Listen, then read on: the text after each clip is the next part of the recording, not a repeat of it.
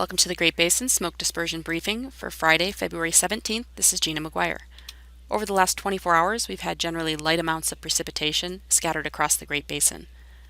However, over the last 7 days, we've had very good amounts, especially in the Sierra and also into parts of Idaho and the eastern Great Basin. And over the last week, those areas, that precipitation has been above normal. Over the rest of Nevada, this precipitation has been lighter and generally below normal for the time of year.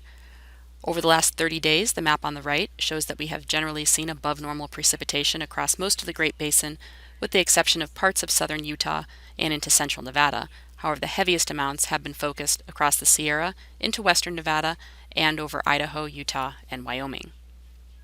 Now looking at the satellite loop from this morning, the next storm has already started to move into the area with clouds spreading across the Great Basin, and most of the precip now has moved into the Sierra and will continue spreading eastward. Also, winds will be somewhat gusty today, especially over the eastern half of the Great Basin. Looking at the ventilation index for today, we should have good dispersion over the eastern half to two-thirds of the Great Basin, as those southerly winds will still remain quite strong.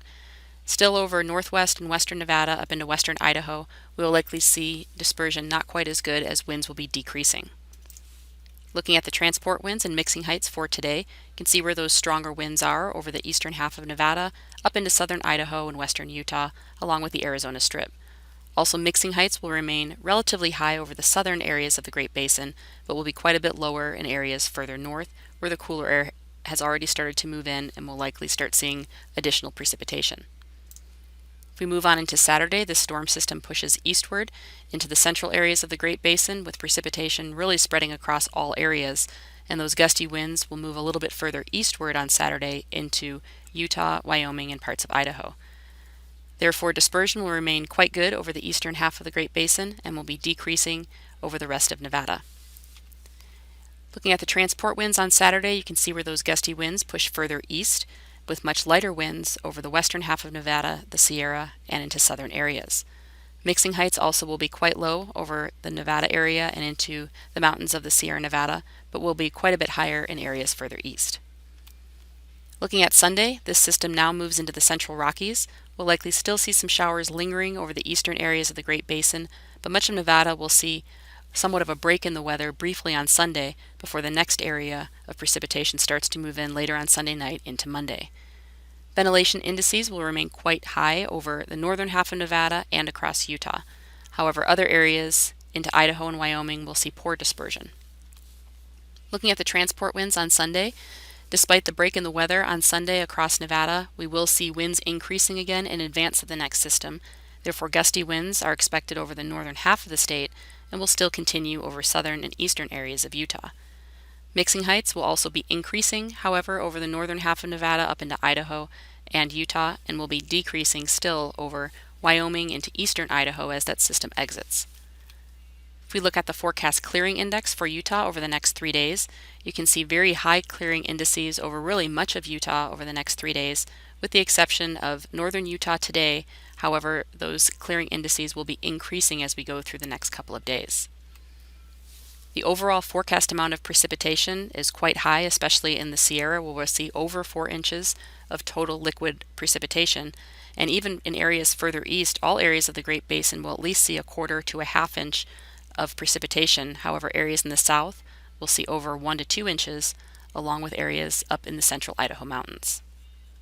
After this system moves through over the next couple of days, the next system is targeted for Monday across western areas and will spread east across the Great Basin. And this round of precipitation will likely be heavier with higher snow levels, especially across the Sierra. As you move further east, we'll see lesser amounts of precipitation, especially over the southern areas of the Great Basin, with most of the precipitation focused a little bit further north.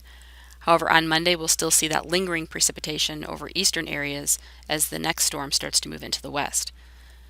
Dispersion will remain quite poor in all areas with the exception of southern Nevada into the Arizona Strip, where winds will be a little bit gustier and weather will be drier. Therefore, we'll see a slightly better dispersion. As we move into Tuesday, this system continues to move eastward, with most precipitation now focused over the eastern half of the Great Basin, but still lingering showers in the west. Ventilation indices will still remain quite low, with the exception of the far south.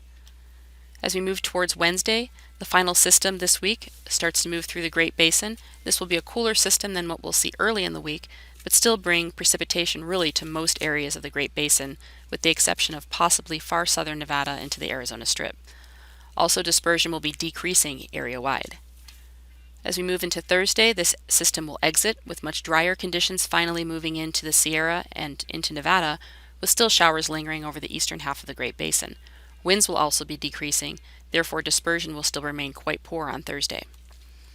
If we look at the overall forecast amount of precipitation for Monday through Wednesday next week, and you can see again very heavy amounts of precipitation in the Sierra, with over 5 or 6 inches possible over that 3-day period. Further east, we'll see lesser amounts over the northern half of the Great Basin, but still most areas will see at least a quarter to a half inch, with higher amounts up into Idaho and Wyoming.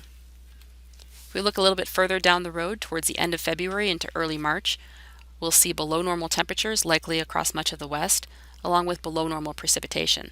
Therefore, this wet period that we've been seeing should start to wane as we get towards the end of the month into March. That concludes our briefing for today. If you have any questions, feel free to contact us. Thank you for listening.